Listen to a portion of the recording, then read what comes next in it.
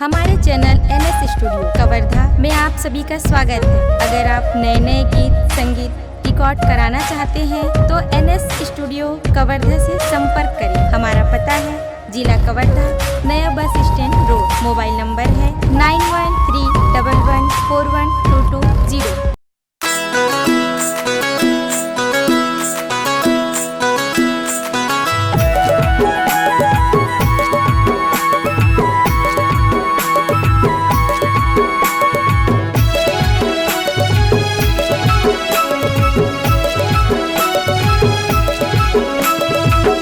दगा झंदे बे ओ दगा झंदे बे ना मायाला बढ़ा के दगा झंदे बे, दगा झंदे बे ओ दगा झंदे बे ना मायाला बढ़ा के दगा झंदे बे।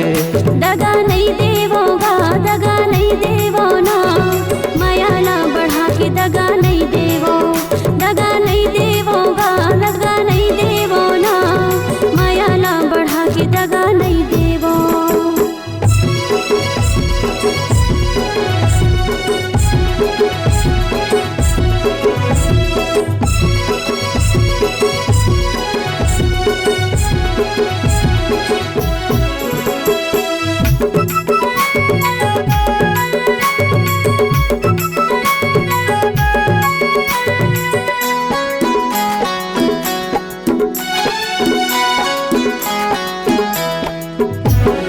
कोई तीरे मुनगा है मुनगा माँ कांटा, कोई तीरे मुनगा है मुनगा माँ कांटा।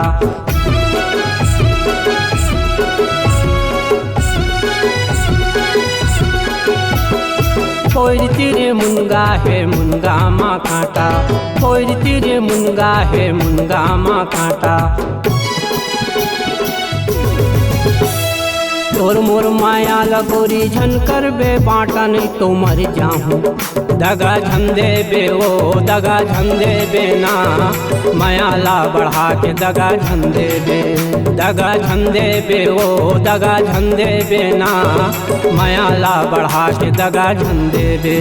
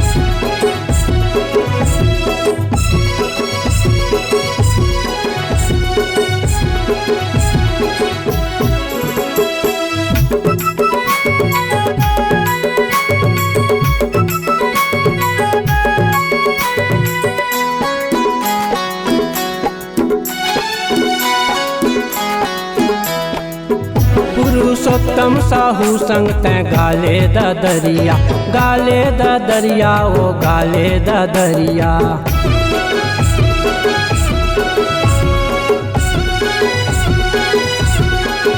पुरुषोत्तम साहू संग तैं गाले द दरिया, गाले द दरिया ओ गाले द दरिया। अब्बड़ माया कर तोला झन जाबे दुरिया नहीं तो मर जाऊं। दगा झंदे बे ओ दगा झंदे बे ना मायाला बढ़ा के दगा झंदे बे। दगा नहीं देवोगा, दगा नहीं देवो ना मायाला बढ़ा के दगा नहीं देवो। दगा झंदे बे ओ दगा झंदे बे ना मायाला बढ़ा के दगा झंदे बे दगा नहीं देवोगा